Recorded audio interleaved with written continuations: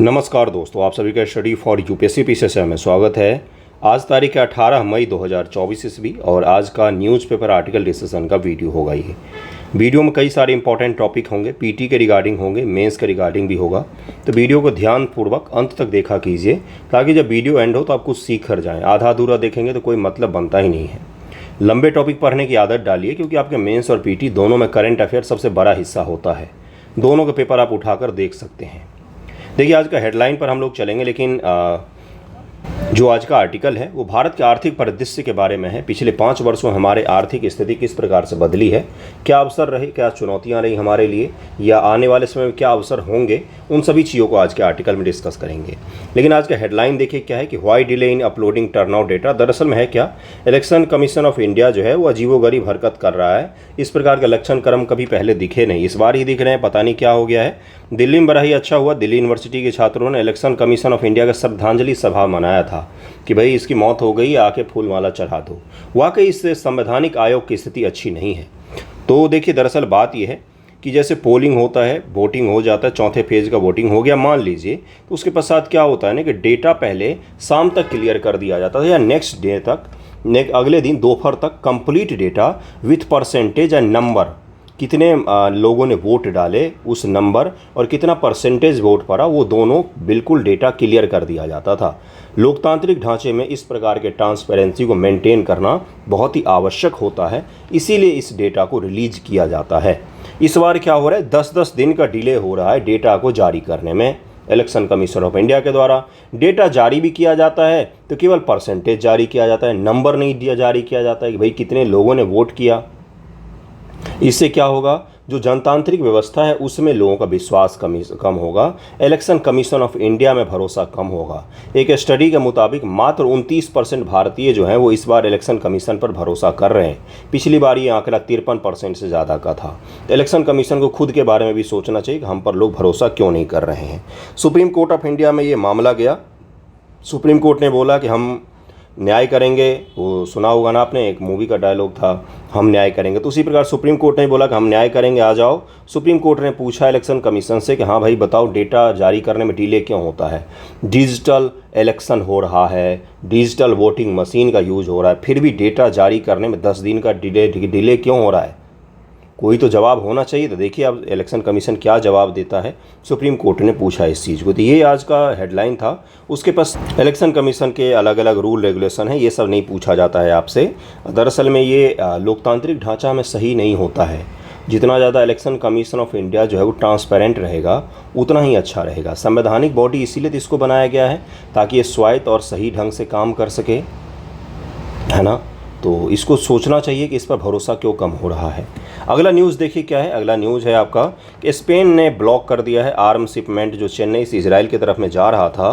वो Cartagena port of call के पास में रुकना चाह रहा था, लेकिन उसको नहीं रुकने दिया गया और इस चीज़ को लेकर विवाद शुरू हो गया है। चेन्नई से हथियार लेकर इजराइल जा रहा था हाइफा का नाम सुना है आपने। हाइफा बंदरगाह है इजराइल का।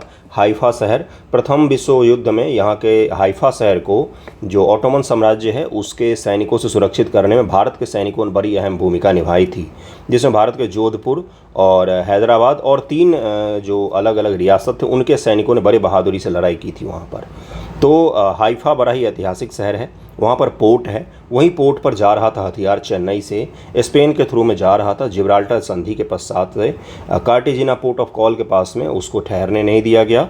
अब इस चीज़ को लेकर विवाद हो रहा है। स्पेन का स्टैंड है कि हम चाहते हैं कि गाजा पट्टी में और इजराइल हमास संघर्ष में शांति की स्थिति बहाल हो और शांति हथियारों के द्वारा नहीं हो सकता। बिल्कुल सही बोला है उसने, शांति हथियारों के द्वारा नहीं हो सकता है, सही बात है भाई। लेकिन उसमें आपको ये भी देखना पड़ेगा ना कि अमेरिका अगर इजराइल को हथियार बेच रहा है तो उसके लिए भी फिर बोलिए ना।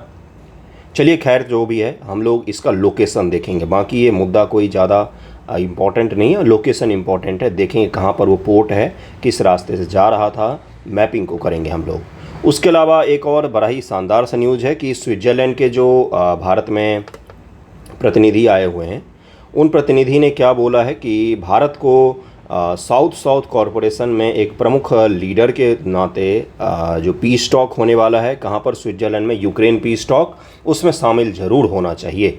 इसको लेकर इन्होंने बोला कि भारत जो साउथ ग्रुप है, साउथ ग्रुप आपको पता ही होगा, दुनिया के विकासशील देशों का एक अघोषित मंच है। अघोषित का मतलब कोई ऐसा घोषित नहीं हुआ है कि साउथ साउथ है, कोई ऐसा ऑफिस या कोई ऐसा संगठन नहीं है, लेकिन माना जाता है कि भाई दक्षिण जो गोलार्ध है उसके जो देश हैं जो विकासशील होते हैं, सामान्यतः उन सभी को एक जगह इकट्ठा करना, विकासशील देशों का, उसका कोई एक लीडर, तो भारत उसके लीडर के तौर पर आगे बढ़ रहा है। तो स्विट्जरलैंड ने बोला है कि भारत सरकार को आप हिस्सा लीजिए यूक्रेन पीस टॉक में और इसमें योगदान दे सकते हैं आप दुनिया को शांति काम करने में। तो इस न्यूज़ को भी हम लोग देखेंगे, लेकिन मुख्य रूप से अभी हम लोग आर्टिकल को डिस्कस करते हैं, उसके पश्चात हम लोग आगे बढ़ेंगे। ओके, एक 71 बीपीएससी के लिए इन्फॉर्मेशन है, कई सारे लोग पूछते रहते हैं। 71 बीपीएससी के लिए 25 मई से शुरू कर रहे हैं हम लोग पेड ग्रुप, तो उसमें ज़रूर जुड़िएगा। 1 ईयर का प्लान है, एक ये साल का लीजिएगा, जिसमें NCERT, GS1, GS2, निबंध लेखन, इन सभी चीज़ों पर काम किया जाएगा। इसका टॉपिक कल मैंने दे दिया है, 6 के ज्योग्राफी से हम लोग शुरू करेंगे। अगर आपने आज तक जीवन में कभी नहीं लिखा है, अपने नाम के अलावा कुछ भी नहीं लिखा है, तो भी आप जुड़ सकते हैं। वैसे ग्रेजुएशन किया तो लिखा तो होगा ही कुछ ना कुछ, तो ग्रेजुएशन कैसे पास कर जाते बिना आंसर राइटिंग सीखे यार। तो फिर भी आप जुड़ सकते हैं बीपीएससी की तैयारी के लिए, 71 बीपीएससी के लिए आप जुड़ सकते हैं। इस मैसेज कीजिए टेलीग्राम पर या व्हाट्सएप पर, मैं आपको ऐड कर दूंगा।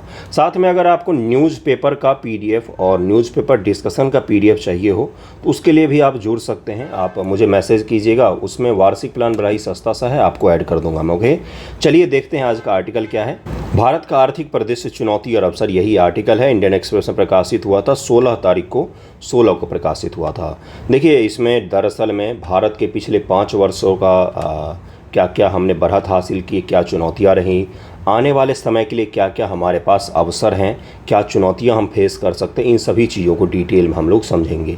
तो ये जो आर्टिकल होगा, ये आपका इकोनॉमिक रूप से बहुत सारा डेटा, बहुत सारे फैक्ट आपको प्रदान करेंगे, जो आप आंसर राइटिंग निबंध में उपयोग कर सकते हैं। आज तो सैटरडे, आज निबंध ही दूंगा मैं, तो आज निबंध का लेखन भी करना है आप सभी को। जुड़ना हो तो बता दीजिएगा। 70 बीपीएससी का भी चल रहा है, जिसमें GS2 और निबंध लेखन होता है।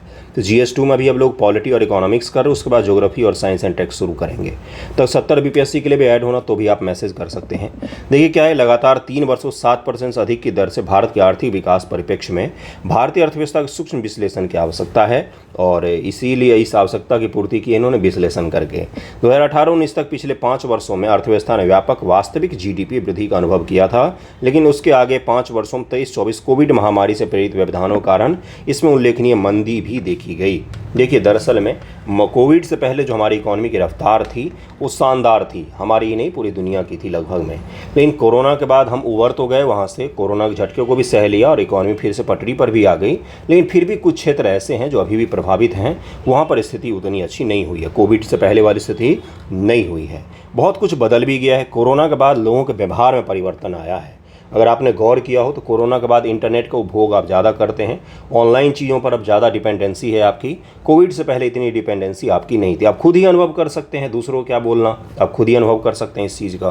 प्रबल वृद्धि, भारतीय अर्थव्यवस्था ने पिछले दशक में प्रबल और प्रत्याशित वृद्धि प्रदर्शित की है। ठीक है, 10वीं बड़ी अर्थव्यवस्था से आगे बढ़कर हम 5वीं बड़ी अर्थव्यवस्था पर आ गए हैं। हम 2014 के आसपास 10वीं बड़ी अर्थव्यवस्था थे और इस बार हम 5वीं बड़ी अर्थव्यवस्था में आ गए हैं। अगले 5 सालों में हम तीसरी सबसे बड़ी अर्थव्यवस्था भी बन जाएंगे। और जो अलग अलग विशेषज्ञ हैं, इसमें सरकार से भी ज़्यादा अपनी इकोनॉमी को महत्व देते हैं। बोलते हैं कि सरकार की नीति से भी ज़्यादा भारत की इकोनॉमी इतनी तेज़ी से ग्रो कर रही, इतनी बड़ी जनसंख्या है कि हम अपने आप भी, अगर सरकार कोई और भी होती, मैं देखिए पहली बात तो मैं किसी सरकार को कम या ज़्यादा नहीं कर रहा हूँ, तो विशेषज्ञ बताते हैं वो कि हमारी इकोनॉमी की इस प्रकार से व्यवहार है, अभी इस प्रकार से अच्छी चीज़ें हैं, इसमें नीतियाँ अच्छी हैं कि हम अपने आप भी, अगर कोई सरकार दूसरी भी आ जाए 4 जून के बाद, तो भी हम तीसरी बड़ी इकोनॉमी बन सकते हैं। ओके, IMF ने वित्त वर्ष 2000 से 25 के लिए भारत की 24-25 के लिए भारत की GDP वृद्धि दर 6.8%, 25-26 के लिए 6.5% रहने का अनुमान लगाया है।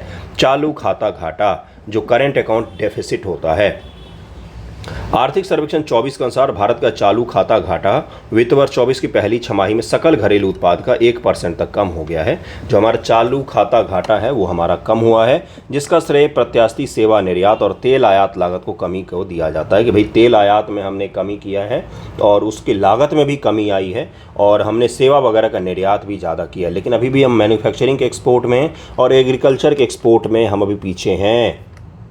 ठीक है। विदेशी निवेश, प्रबल विदेशी संस्थागत निवेश FII, मैंने समझाया था कि किस एरिया का नाम है। अंतर्वाह ने विदेशी मुद्रा भंडार को लगभग 643 बिलियन डॉलर तक बढ़ा दिया है। 23-24 में FII अंतर्वाह 41 बिलियन डॉलर था 23-24 में, जबकि इसके पिछले वर्ष 5.5 बिलियन डॉलर का शुद्ध बहिर्वाह हुआ है। अब संरचना में विकास हुआ है। देश में 74 हवाई अड्डे और पिछले 9 वर्षों में बनाए गए हैं। ये तो हम अपने अनुभव से बता सकते हैं कि भाई जगह जगह पर हवाई अड्डे बने। दरभंगा उसका सबसे शानदार उदाहरण है। मेरा जो शहर है दरभंगा, तो वहाँ पर एयरपोर्ट बना है भाई, इसी 5 साल में बना है। 21 ईस्वी से शुरू हुआ है। तो अलग अलग जगहों पर एयरपोर्ट बने हैं, सड़क बने हैं, टर्मिनल बने हैं, रेलवे स्टेशन को डेवलप किया जा रहा है। तो ये क्या हो रहा है, देश में अवसंरचना निवेश से देश की इकोनॉमी को बढ़ावा मिल रहा है। सरकार ने अपने पूंजीगत व्यय कैपेक्स में वृद्धि की है। पूंजीगत व्यय ने आपको समझाया था। पूंजीगत व्यय क्या होता है, कैपिटल एक्सपेंडिचर कहा जाता है इसको। क्या होता है ये, जैसे आपने मान लीजिए आपके पास 1000 रुपया आया और आपने 1000 रुपये का क्या किया, मान लीजिए 10,000 रुपये आया, 10,000 रुपये का मस्त शॉपिंग किया, अच्छे अच्छे शर्ट वर्ट सब खरीदे, घड़ी खरीद ली, जूते खरीद ले, खा पी के ख़त्म। किसी के पास में 10,000 रुपये आए, उसने क्या किया, 10,000 रुपये का जाकर सिलाई मशीन खरीद लिया या तो कोई ऐसा छोटा मोटा कंप्यूटर खरीद लिया और दुकान खोल के बैठ गया 10,000 की लागत से ही। अब क्या होगा, ये 10,000 पैसे जनरेट करेगा, ये पैसे जनरेट करेगा ये 10,000। क्यों? क्योंकि उसने कैपिटल एक्सपेंडिचर किया, पूंजीगत पर खर्चा किया है, पूंजीगत पर खर्चा किया है। तो सरकार अगर पूंजीगत चीज़ों पर, जैसे हवाई अड्डा, स्कूल, कॉलेज और हॉस्पिटल, सड़क बनाना, रेल बनाना, इन चीज़ों पर जब खर्चा करती है तो उससे इकोनॉमी को बढ़ावा मिलता है। और ये ध्यान में रखिएगा, इसी को पूंजीगत व्यय कहा जाता है। तो भारत सरकार ने पूंजीगत व्यय को बढ़ाया है। वित्त वर्ष 24 के लिए कैपेक्स GDP अनुपात बढ़कर 3.3% हो गया है। आगामी वित्त वर्ष के लिए 3.4% तक पहुंचने की उम्मीद की जा रही है कि अगले वित्त वर्ष तक ये 3.4% तक पहुंच सकता है कैपेक्स। और कैपेक्स का पहुंचना काफ़ी अच्छा माना जाता है, सही रहता है। साथ ही साथ में राज्यों के भी कैपिटल एक्सपेंडिचर जो हैं वो बढ़े हैं। विनिर्माण क्षेत्र की अगर हम लोग बात करें, विनिर्माण क्षेत्र की क्षमता उपयोगिता 74% तक पहुंच रही है, जो दीर्घकालिक औसत के आसपास है। आगामी तिमाही में निजी पूंजीगत व्यय चक्र में संभावित तेजी के संकेत प्राप्त हो रहे हैं। जो हमारा विनिर्माण क्षेत्र है उसमें भी हम काफ़ी कुछ अच्छा ही प्रदर्शन कर रहे हैं। मुद्रास्फीति, मुद्रास्फीति का सामान्य अर्थ क्या होता है बंधुओं, इसका मतलब होता है महंगाई। महंगाई सामान्य अर्थ यही रखिएगा। दरअसल जब पैसे की वैल्यू कम हो जाती है तो उसको बोलते हैं मुद्रास्फीति बहुत ज़्यादा बढ़ रही है। कभी आपने सुना है कि पाकिस्तान में अंडा जो है वो 200 रुपये के 4 मिल रहे हैं? क्यों? क्योंकि वहाँ करेंसी का डिवैल्यूएशन हो जाता है, डिवैल्यूएशन हो जाता है। सामान्य भाषा में समझिएगा, जो चीज़ मार्केट में हद से ज़्यादा होगा और उसके समतुल्य वहाँ पर मार्केट में कमोडिटीज़ नहीं होंगे और अलग अलग सामान नहीं होंगे तो उस पैसे की कीमत क्या हो जाती, गिर जाती है। जैसे आपने सुना था वेनेजुएला का इकोनॉमिक क्राइसिस। वेनेजुएला जिसके पास में दुनिया का सबसे बड़ा तेल भंडार है, वहाँ पर एक कप कॉफ़ी की कीमत 10,000 वेनेजुएला करेंसी में चली गई थी। और ये क्या है, तो ये मुद्रास्फीति दिखाता है, मुद्रास्फीति को दिखाता है। तो यही भारत में भी है मुद्रास्फीति। क्या? बिल्कुल, महंगाई अपने यहाँ पर भी उतार चढ़ाव होता रहता है। इसको कम और ज़्यादा किसके द्वारा किया जाता है, तो मौद्रिक नीति, मॉनेटरी पॉलिसी के द्वारा इसको कम और ज़्यादा किया जाता है। किसका काम है दरअसल में, ये RBI का, रिजर्व बैंक ऑफ इंडिया का काम है। ये सब पीटी में पूछा जाता है। जो चीज़ें मैं आपके सामने अभी बकवास कर रहा हूँ ना, ये मौद्रिक नीति, RBI का काम है, पैसे का डिवैल्यूएशन, पीटी में पूछा गया है। यूपीएससी पीटी में, बीपीएससी नहीं, यूपीएससी पीटी में भी आप यूपीएससी पीटी का पेपर उठाइए और वहाँ पर देखिए वो आपसे यही सवाल पूछा है कि मुद्रास्फीति को निम्न में से कम करने के लिए कौन से उपाय किए जा सकते हैं। ज़्यादा दूर का पेपर नहीं कर, अभी मैं पेपर करवाऊंगा आपसे, यूपीएससी पीटी के PYQ करवाऊंगा मैं, जून से वही सब शुरू करूंगा मैं। और तो उसमें आपको दिखाऊंगा मैं ये सब सवाल जो मैंने अभी बताया ना आपको, ये सब पूछा गया है। ओके, उपभोक्ता मूल्य सूचकांक मुद्रास्फीति भारतीय रिजर्व बैंक के 6% के ऊपरी लक्ष्य बैंड से नीचे गिर गई है। अप्रैल 2024 में कोर मुद्रास्फीति 4% से नीचे बनी रही, जिसका मुख्य कारण सेवा क्षेत्र में अपस्फीति की स्थिति थी, जिसके कारण से भारत की मुद्रास्फीति कम हुई है। शहरी बेरोजगारी में भी कमी दर्ज की गई है, ऐसा बताया जा रहा है। 23-24 में अर्थव्यवस्था में 7.3% की अनुमानित दर से वृद्धि हुई है। वित्त वर्ष 22 में 9.1%, 23 में 7.2% की वृद्धि दर पर आधारित थी। इसी अवधि में शहरी बेरोजगार दर 6.6% की गिरावट देखी गई है, ऐसा अनुमान किया जा रहा है। कुछ 2 दिन पहले के ही न्यूज़पेपर में था कि अर्बन और रूरल दोनों क्षेत्रों में बेरोजगारी में कमी देखी गई है। ओके, ग्रामीण मांग, इसमें सकारात्मक रुझान दिख रहा है। नीलसन की एक रिपोर्ट के अनुसार ग्रामीण क्षेत्रों में फास्ट मूविंग कंज्यूमर गुड्स की मात्रा वृद्धि 2.2% से बढ़कर 2023 में 6.2% हो गई है। ग्रामीण डिमांड बढ़ने का क्या कारण होता है कि लोगों की आय बढ़ रही है। तो ग्रामीण क्षेत्र में अगर मांग बढ़ रही है किसी चीज़ की, तो हम क्या बोलेंगे कि भाई वहाँ पर आय बढ़ी है, यानी कि इकोनॉमी की कंडीशन सही हो रही है। ये कुछ पैरामीटर होते हैं। सरकार को किस प्रकार से पता चलता है कि देश में इकोनॉमिक कंडीशन सही है या गलत है? केवल जीडीपी से। जीडीपी इकोनॉमी के बारे में प्रेडिक्ट करने का सबसे खराब माध्यम है। मैं नहीं, ये बड़े बड़े अर्थशास्त्री कहते हैं कि किसी देश की जीडीपी कितने दर से बढ़ रही है, जीडीपी का आकार कितना बड़ा है। ये सबसे खराब आंकड़ा है किसी भी देश के जीडीपी या वृद्धि ग्रोथ का अनुमान लगाने का। यही सब छोटे छोटे आंकड़े होते हैं। मांग का आंकड़ा होता है, मुद्रास्फीति का होता है, खर्च का आंकड़ा होता है, जिसके माध्यम से देश की वास्तविक इकोनॉमिक कंडीशन के बारे में पता चलता है। जीडीपी से हमें क्या पता चलता है? Per capita income. Per capita income से बेकार चीज़ है कुछ दुनिया में? मुकेश अंबानी जी और आपके दोनों के इनकम को मिलाकर, पूरे देश के इनकम को जोड़कर उसके देश का आबादी से डिवाइड कर दिया है तो उससे पर कैपिटा इनकम निकलता है। क्या वाकई में उतना इनकम होता है? क्या वाकई भारत के हर व्यक्ति का $2500 के आसपास में इनकम है? नहीं है। तो बकवास चीज़ होता है, बस अनुमान लगाने के लिए होता है। तो यही सब कुछ आंकड़े हैं जिसके आधार पर इकोनॉमी को सही से देखा जाता है। पिछले 5 वर्षों में भारतीय अर्थव्यवस्था किन चुनौतियों का सामना करना पड़ा है, ध्यानपूर्वक सुन लीजिएगा। आर्थिक विकास में मंदी कब देखा गया? तो 2020-2021 के पीरियड में, जब कोरोना का पीरियड था, कोरोना बहुत ज़्यादा था उस समय, हमने देखा कि इकोनॉमी में डिप आ गई थी, बिल्कुल नकारात्मक हमारा ही ग्रोथ चली गई थी। 2021 में अर्थव्यवस्था में प्रबल उछाल देखा गया, 9% की वृद्धि दर दर्ज की गई। और ये क्यों देखा गया? क्योंकि हम बिल्कुल -4% से ऊपर आ गए। तो ये तो ग्रोथ आपको दिखेगा ही बहुत ज़्यादा, लेकिन दरअसल में हम सरफेस पर आ रहे थे उस समय। बेरोजगारी और अल्परोजगार, कोविड-19 महामारी ने स्थिति को बदतर कर दिया क्योंकि कई व्यवसाय बंद हो गए, उनका परिचालन कम हो गया। Centre for monitoring Indian economy के अनुसार अप्रैल से जुलाई 2020 के बीच में 1.8 करोड़ से अधिक वेतनभोगियों नौकरियों की हानि हुई थी। अगस्त 2020 में बेरोजगारी दर 7.4% थी। अगस्त 2019 में यह 5.4% रही थी। यानी कि कोरोना के दौरान बेरोजगारी दर बहुत ज़्यादा बढ़ गई, लोगों को नौकरी से हटा दिया गया था, ये तो पता ही होगा आपको। लेकिन उसके पश्चात जैसे ही ठीक हुआ तो सबसे पहले कंपनियों ने उन्हीं लोगों को नौकरी दी जिनको पहले दिया जा रहा था। एनओसो की वर्ष 2021-22 के आवधिक श्रम बल सर्वेक्षण रिपोर्ट के अनुसार वर्ष 21-22 के लिए बेरोजगारी दर 4.1% थी। कृषि और संबद्ध क्षेत्रों में भी चुनौती देखी गई। हालांकि कोविड के दौरान कृषि ने ही सबसे अच्छा प्रदर्शन किया था। आर्थिक सर्वेक्षण 22-23 के अनुसार भारतीय कृषि और संबद्ध क्षेत्रों ने पिछले 6 वर्षों में 4.6% की औसत वार्षिक वृद्धि दर का अनुभव किया, जो किसानों को आय में पर्याप्त सुधार के लिए आवश्यक वांछित विकास दर से कम है। हमने ये भी लक्ष्य रखा था, मोदी जी ने लक्ष्य रखा था, मोदी जी गवर्नमेंट बोलना पड़ जाता है क्योंकि उन्हीं का नाम बार बार सामने आता है। एनडीए गवर्नमेंट ने लक्ष्य रखा था 2014 के पश्चात से, 2019 के पश्चात से तो और भी ताजे तेजी से बोलना उन्होंने शुरू किया था कि 2022 तक किसानों की आय दोगुनी कर देंगे। क्या वो कर पाए? नहीं कर पाए, वो उसमें फेल हो गए। वो अब उस चीज़ को आगे बढ़ा दिया गया है। भारत के सकल घरेलू उत्पाद में कृषि क्षेत्र का योगदान समय के साथ घटता गया है। 1990-91 में 35% था, 23 तक घटकर ये 15% तक रह गया है। जीडीपी में कृषि सेक्टर का योगदान 15% हो गया, लेकिन कृषि का वॉल्यूम बढ़ गया है। ठीक ना, इसको ध्यान रखिएगा। घरेलू उपभोग में मंदी और आय असमानता देखी जा रही है। भारत में आय असमानता की स्थिति जो है वो बिल्कुल भी अच्छी नहीं है। किसका रिपोर्ट आता है? ऑक्सफैम इंडिया का, नीति आयोग का रिपोर्ट है, ऑक्सफैम इंडिया का रिपोर्ट है। इसमें ये बताया गया है कि भारत में आय असमानता बहुत ही ज़्यादा बढ़ गई है। भारत में असमानता इनइक्वालिटी बहुत ज़्यादा है। अवसंरचना घाटा और निजी निवेश। विश्व बैंक के अनुसार भारत का अवसंरचनात्मक अंतराल लगभग 1.5 ट्रिलियन डॉलर होने का अनुमान लगाया जा रहा है। निजी निवेश में लगातार कमी देखी जा रही है। भारत का अवसंरचना घाटा 1.4 ट्रिलियन डॉलर से अधिक होने का अनुमान है, जिससे परिवहन, ऊर्जा, स्वास्थ्य, सेहत, अवसंरचना जैसे प्रमुख चिंता के क्षेत्र शामिल हैं और इसमें अवसंरचना जितना होना चाहिए वो नहीं हो पा रहा है। जो निजी निवेश होता है, जो व्यक्तिगत रूप से लोग निवेश करते हैं, संस्थाएं निवेश करती हैं, उसमें भी कमी देखी जा रही है। 14.5% की गिरावट आई थी 2021 में। निजी निगमों द्वारा सकल नियत पूंजी निर्माण में 14.5% की गिरावट देखी गई थी। नियत परिसंपत्ति अधिग्रहण में निवासी उत्पादकों द्वारा किए गए निपटान को घटाकर GFCF की गणना की जाती है। ये fix capital, gross fix capital formation होता है।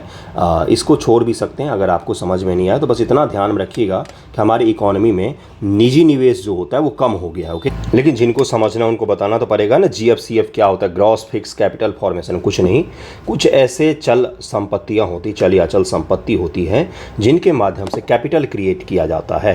अगर निजी उपभोक्ता या सरकार उसमें इन्वेस्टमेंट कर रही है तो यानी कि रोजगार ज़्यादा आएगा। अगर उसमें निवेश नहीं कर रही है तो रोजगार कम होगा। इतना ही बस ध्यान रखेंगे तो भी चल जाएगा। नियत परिसंपत्ति, फिक्स एसेट, उत्पादन प्रक्रियाओं से प्राप्त मूर्त या अमूर्त परिसंपत्तियां होती हैं। चल या अचल कैपिटल होते हैं। कैपिटल, अभी मैंने एक उदाहरण दिया था कि एक मशीन खरीद लिया 10,000 रुपये का, उससे क्या होगा? रोजगार क्रिएट होगा, उससे इनकम जनरेट होगी। तो इसी प्रकार का होता है जो बड़े स्तर पर खरीदा बिक्री किया जाता है, उसी के बारे में बातचीत हो रही है यहाँ पर। ओके, भू राजनीतिक तनाव के बीच निर्यात संबंधी चुनौती भी देखी गई। भू राजनीतिक तनाव तो आपने देखा ही होगा। सीमा विवाद, व्यापार संघर्ष वैश्विक व्यापार पैटर्न को बाधित कर रहे हैं। चाइना और अमेरिका का ट्रेड वॉर हो, रूस और यूक्रेन का संकट हो, वर्तमान में वॉर के कारण से जो फारस के खाड़ी से होते हुए व्यापार हो रहे थे और लाल सागर से होते हुए व्यापार हो रहे थे, उसमें थोड़ा सा प्रभाव पड़ रहा है। इसके कारण से भी हमें कई सारी चीज़ों का सामना करना पड़ा है। इसके अलावा वैश्विक दवा उद्योगों में अग्रणी शक्ति बनने के भारत के प्रयास बाधाएं आ रही है। भारत की वृद्धि मांग के साथ तालमेल रखने में विफल रही है, जो 9% पर पीछे रह गई, जबकि वैश्विक बाजार पिछले 4 वर्षों में 12% की वृद्धि भी देखी गई है। कपड़ा निर्यात जैसे उद्योगों में गिरावट देखी गई है। मैंने आपको समझाया था कि भारत में टेक्सटाइल जो सेक्टर है वो बड़ा ही संकट से जूझ रहा है अभी, क्योंकि दुनिया में पैटर्न में चेंज आ गया है। ऊपर से भारत सरकार ने इसके भारत के जो कपड़े होते हैं उसके क्वालिटी मेजर को लेकर कुछ रूल रेगुलेशन को कठिन कर दिया है, जिसके कारण से भारत से कपड़ों का निर्यात जो है वो कम हुआ है। भारतीय अर्थव्यवस्था में विभिन्न क्षेत्रों में विकास के लिए कौन कौन से पहले की गई? तो NEP 2020 में ऐलान किया गया था, इसे पता ही होगा। 20 लाख करोड़ का मोदी जी ने ऐलान किया था कोविड संकट से निपटने के लिए। रणनीतिक विनिवेश भी किया जा रहा है। बहुत बड़ी बड़ी जो भारत सरकारी कंपनियां थी जो घाटे में चल रही हैं, उन सभी को हम रणनीतिक विनिवेश का मतलब होता है स्ट्रैटेजिक रूप से हम उसको डिसइन्वेस्टमेंट कर रहे हैं। इसमें 51% ज़्यादा हिस्सेदारी गवर्नमेंट जो है वो बेच देगी। ओके। व्यापक श्रम संहिता हमने बनाया, श्रम संबंधी कानूनों में भी सुधार किया है। उत्पादन आधारित प्रोत्साहन योजना भी हमने शुरू किया। प्रोडक्शन लिंक्ड इनिशिएटिव को भी शुरू किया है। इसके साथ साथ भारत सरकार नए नए सेक्टरों को अलग अलग समय पर अलग अलग लोन के माध्यम से भी सहायता कर रही है, जिससे इकोनॉमी हमारी बूस्ट हो। तो ये पूरा डिटेल आर्टिकल मैंने आज आपको समझाया है, इसको ज़रूर ध्यान में रखिएगा। ये बेहद इंपॉर्टेंट था आपके लिए। आपसे चुनौती पूछी जा सकती है, भारतीय इकोनॉमी के समक्ष पिछले 5 वर्षों में कौन कौन सी चुनौती आई है और अवसर क्या हो सकते हैं। तो अभी हम दुनिया भर में अलग अलग जगहों पर, जब वॉर चल रहा है तो कई सारे ऐसे देश हैं जिसके कारण से एक्सपोर्ट नहीं कर पा रहे हैं, तो हम उसकी जगह पर एक्सपोर्ट कर सकते हैं, जैसे हमने किया भी है। जैसे यूक्रेन और रूस का जो गेहूँ का जो एक्सपोर्ट था वो कम हो गया वॉर के कारण, तो हमने मिस्र जैसे देशों को या अरेबियन कंट्रीज़ को या अफ्रीका के देशों को हमने काफ़ी भारी मात्रा में गेहूं वगैरह का एक्सपोर्ट भी किया है। तो ये हमारे लिए कुछ अवसर भी हो सकते हैं। तो इन सभी चीज़ों को ध्यान में रखिएगा। हमें रोज़गार के लिए हमें काफ़ी प्रयास करना पड़ेगा। मैन्युफैक्चरिंग सेक्टर का बूस्ट करना पड़ेगा। कृषि सुधार नीतियों को लागू करना पड़ेगा। पर्यावरण से जुड़े हुए मुद्दों को एड्रेस करना पड़ेगा। और क्या करना पड़ेगा? टेक्सटाइल सेक्टर को हमें कुछ सहायता देना पड़ेगा। ये कुछ हमें स्टेप उठाने पड़ेंगे, तब जाके हम और भी अच्छा परफॉर्म कर सकते हैं। देखिए अगला टॉपिक क्या है। अगला है आपका स्पेन के बारे में। अभी चर्चा में था स्पेन कौन कौन से देश से सीमा लगाता है। तो फ्रांस के साथ इसकी सीमा लगती है और पुर्तगाल के साथ में इसकी सीमा लगती है। जलीय सीमा इसकी मोरक्को देश के साथ में लगती है। मोरक्को अफ्रीका के ऊपर में पश्चिम के तरफ में ये देश है जिसके बीच में जिब्राल्टर की संधि है। स्ट्रेट ऑफ जिब्राल्टर कहा जाता है इसको। स्पेन और मोरक्को के बीच में स्थित है। स्ट्रेट ऑफ जिब्राल्टर जो है किसको किसको अलग करती है, तो ये स्पेन और मोरक्को को अलग करती है। जोड़ती किसको किसको है, तो नॉर्थ अटलांटिक सी को किससे जोड़ती है, तो ये भूमध्य सागर से जोड़ती है। तो अटलांटिक को भूमध्य सागर से जोड़ने का सबसे प्रमुख जो आपका स्टेट है एकमात्र, वो कौन सा है, तो वो है आपका स्टेट ऑफ जिब्राल्टर। कहाँ पर स्थित है ये, स्पेन और मोरक्को के बीच में स्थित है। स्पेन का यहीं पर देखिए ये कार्टेजिना पोर्ट है, पोर्ट ऑफ कॉल है ये। पोर्ट ऑफ कॉल क्या होता है, एक ऐसा जहाज़ का बंदरगाह होता है, एक ऐसा बंदरगाह होता है जहाँ पर यात्रा के दौरान जो बड़े बड़े शिप होते हैं महीनों की यात्रा करते हैं, आपको पता ही होगा, तो अपने पानी पीने के पानी के लिए, भोजन के लिए, ईंधन के लिए रुकते हैं। उसी तरह का पोर्ट ऑफ कॉल होता है। तो यहीं पर चेन्नई से चल के जहाज़ जा रहा था, ऑब्वियसली यहीं से जा रहा होगा, यहाँ से जा रहा होगा, अफ्रीका के नीचे से आ रहा होगा। क्यों, क्योंकि आपको पता ही है कि लाल सागर में हूती विद्रोही जो हैं वो अटैक करते हैं जहाज़ों पर, इसलिए चेन्नई से चल के दक्षिण अफ्रीका पार करके कहाँ जा रहा था, तो स्पेन होते हुए इजराइल के हाइफा बंदरगाह पर जा रहा था। हाइफा बंदरगाह जो है भूमध्य सागर के तट पर इजराइल का प्रमुख बंदरगाह शहर है। हाइफा बंदरगाह पर जा रहा था, तो कार्टेजिना में उसको पोर्ट ऑफ कॉल पर रुकना था, लेकिन उसको नहीं रुकने दिया गया वहाँ पर, क्योंकि स्पेन ने बोला कि हम युद्ध को सपोर्ट नहीं कर सकते हैं और गजा और इजराइल में हथियारों की नहीं, शांति की आवश्यकता है। इसको ध्यान में रखिएगा, ये इनका अपना हो सकता है विचारधारा और स्टैंड, लेकिन हमारा वो स्टैंड नहीं है।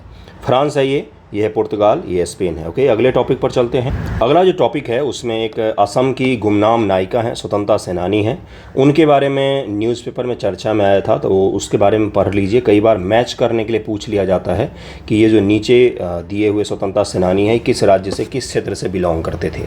तो तिलेश्वरी कोच इनका नाम है, असम के ढेकियाजुली की एक युवा स्वतंत्रता सेनानी और भारतीय राष्ट्रीय कांग्रेस INC की सक्रिय सदस्य थी। ओके, और 20 सितंबर 1942 को भारत छोड़ो आंदोलन के दौरान उन्हें 12 साल की उम्र में अंग्रेजों के द्वारा तब गोली मार दी गई जब उन्होंने कुछ अन्य स्वतंत्रता सेनानियों ने असम में एक पुलिस स्टेशन पर तिरंगा फहराने की कोशिश की थी। जिस प्रकार से बिहार में पता ही होगा आपको, जो 7 शहीद होते हैं बिहार के अलग अलग, उसी प्रकार की ये भी 12 साल अपनी शहादत दी थी एक पुलिस स्टेशन पर झंडा फहराने के लिए। आपको लग सकता है कि पुलिस स्टेशन पर झंडा फहराने के लिए भी कोई जान देता है क्या, लेकिन उस पीरियड को आज हम लोग बैठ कर गेस नहीं कर सकते हैं कि किस किस तरह की आहुतियाँ दी है लोगों ने, और उस स्वतंत्रता को हम कहाँ गंवा रहे हैं वो तो पता ही होगा आपको। हिंदू मुस्लिम में गंवा रहे हैं भाई, मुंह खोलकर बोलना चाहिए सच्ची बात। भारत छोड़ो आंदोलन का प्रारंभ महात्मा गांधी द्वारा 8 अगस्त 1942 को मुंबई में अखिल भारतीय कांग्रेस कमेटी के सत्र के दौरान ब्रिटिश शासन को समाप्त करने की मांग को लेकर किया गया था। उन्होंने ग्वालिया टैंक मैदान मुंबई में है अपने भाषण में करो या मरो का आह्वान भी किया था। ये आपको पता ही होगा, भारत छोड़ो आंदोलन। इस आंदोलन में अंग्रेजों के साथ राजनीतिक वार्ता की प्रकृति को बदल दिया, जिससे अंततः भारत की स्वतंत्रता का मार्ग प्रशस्त हुआ था। INC की स्थापना 1985 में हुई थी। अब ये सब तो मैं आपको नहीं बताऊंगा, लेकिन आपसे एक चीज़ मैं पूछूंगा। UPSC वालों ने PT एग्जामिनेशन में एक सवाल पूछा था, और वो सवाल कन्फ्यूजिंग होता है उसका हमेशा, आप भी पढ़ते हैं लेकिन गौर नहीं करते। अब सुनिएगा, क्या भारत छोड़ो आंदोलन के दौरान कांग्रेस को अवैध घोषित कर दिया गया था क्या? बताइएगा सही है या गलत। भारत छोड़ो आंदोलन के दौरान जो कांग्रेस पार्टी है कांग्रेस, क्या उसको अवैध घोषित किया गया था? ये UPSC का स्टेटमेंट था, 3-4 स्टेटमेंट थे, उसी के बारे में था। चलिए ये भी बता देता हूँ। जो एक सेवानिवृत्त ब्रिटिश अधिकारी थे ए ह्यूम, इनका गठन भारत और अंग्रेजों के बीच नागरिक चर्चा को सुविधाजनक बनाने के लिए किया गया था। कांग्रेस के प्रारंभिक चरण का नेतृत्व दादा भाई नौरोजी, गोपाल कृष्ण गोखले उदारवादी नेताओं ने किया, और उसके पश्चात फिर उदारवादी की जगह पर कौन आ गए? गरम दल वाले आ गए। उसके पश्चात कौन आ गए? अल्ट्रा गरम यानी कि हिंसक लोग भी शामिल हुए उसके पश्चात। बाल गंगाधर तिलक 1905 कांग्रेस का नेता बाल गंगाधर तिलक, लाला लाजपत राय जैसे चरमपंथी नेताओं ने किया, जिन्होंने पूर्ण स्वतंत्रता की मांग की और चरमपंथी दृष्टिकोण का समर्थन किया। चरमपंथी नहीं, पूर्ण स्वतंत्रता के दृष्टिकोण का समर्थन किया। कोई कट्टर नहीं थे बाल गंगाधर तिलक, हिंसा की बात नहीं करते थे, लेकिन बोलते थे कोई आपके खिलाफ हिंसा कर रहा है तो दूसरा गाल आगे मत बढ़ाओ, बल्कि अपना हाथ आगे बढ़ाओ, इस तरह की बातें करते थे। चलिए देखिए अगला न्यूज़ क्या है। अगला PT फैक्ट है, इसके पश्चात हम लोग वीडियो का एंड करेंगे। दरअसल मैंगलुरु कहाँ पर है? तो कर्नाटका का कोस्टल टाउन है, और यहाँ से बहुत सारे चीज़ों को हम एक्सपोर्ट करते हैं। किन चीज़ों का एक्सपोर्ट करते हैं? NCERT पढ़ा है आपने? मैंगलुरु पर पहले चर्चा कर लेते हैं, फिर आएंगे इस पर न्यूज़ पर। मैंगलुरु जो शहर है, यहाँ पर पोर्ट है, और बंदरगाह है। यहाँ से हम लोग बाबा भूदान की पहाड़ी, बाबा भूदान की पहाड़ी, यहाँ पर क्या मिलता है, क्या मिलता है गुरु? यहाँ पर आयरन ओर्स होते हैं, लोहे, लोहा का जो कच्चा पदार्थ होता है, जो कच्चा रॉ मटेरियल होता है, उसको हम लोग एक्सपोर्ट करते भारी मात्रा में मंगलुरु पोर्ट से, और इंपोर्ट भी करते हैं कई सारी चीज़ें, लेकिन मुख्य रूप से मंगलुरु का जो पोर्ट यूज़ किया है, तो मंगलुरु, कोचीन, तो पश्चिमी घाट के उत्पाद, चाहे वो खनिज संबंधी हो, कृषि संबंधी हो, उन चीज़ों का एक्सपोर्ट करने के लिए यूज़ किया जाता है। तो बाबा भूदान की पहाड़ी कहाँ पर है? कर्नाटक में है। किसके लिए फेमस है भाई? तो वहाँ पर लोहा वगैरह के काफ़ी बड़ी मात्रा में पाए जाते हैं। दरअसल मंगलुरु सिटी में एक रॉक आर्ट फुटप्रिंट हमें मिला है। Rock art in the form of pair of human footprint was found in Mangaluru. इसको बस ध्यान में रखिएगा, कई बार पीटी में पूछ ही रहा था। हाल ही में जो रॉक आर्ट है वहाँ पर ह्यूमन फुटप्रिंट भारत के किस शहर में मिला है, और ये कहाँ पर मिला है? तो मंगलुरु शहर में मिला है। इसको काफ़ी पुराना माना जा रहा है, नियोलिथिक पीरियड का माना जा रहा है, और ये बताया जा रहा है कि ये फुटप्रिंट तब उभरा होगा 1 AD के आसपास में, ये उभरा होगा 2nd सेंचुरी AD के आसपास में, या 1 AD के आसपास में ये उभरा होगा। लेकिन ये फुटप्रिंट जो है वो कहाँ पर मिला है? तो एक बब्बू स्वामी मंदिर है, हाँ, उसी के पास में ये फुटप्रिंट मिला है। तो इतना बस ध्यान में रखिएगा। आर्कियोलॉजिकल सर्वे ऑफ इंडिया जो है उसी ने इस चीज़ को ढूंढा है। कई सारे प्रोफेसर वगैरह वहाँ पर शामिल थे ढूंढने में, उनका नाम तो पूछा नहीं जाएगा। ये ज़रूर पूछ सकता है कि हाल ही में भारत के किस शहर में रॉक पर फुटप्रिंट मिला है मानव का, नियोलिथिक पीरियड का माना जाता है इसको। नियोलिथिक को हिंदी में क्या बोलते हैं ये मैं भी भूल गया हूँ, देखिएगा ज़रा। तो ये उस समय का माना जाता है। ओके, तो आज का न्यूज़पेपर यहीं पर समाप्त करते हैं। सैटरडे है तो थोड़ा सा कम न्यूज़ भी था, और बाकी जो भी न्यूज़ बच जाएगा उसको मंडे को कवर करेंगे हम लोग। कैसा लगा वीडियो ज़रूर बताइएगा। थैंक यू सो मच आप सभी का वीडियो देखने के लिए।